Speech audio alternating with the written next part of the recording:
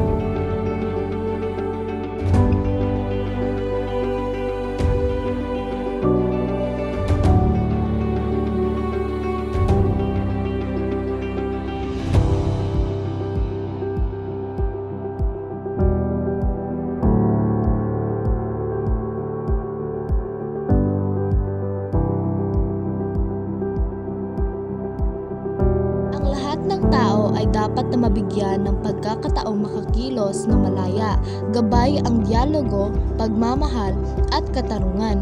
Mahalaga ang dialogo upang maibahagi sa bawat isa ang kanilang saloobin, damdamin at pananaw.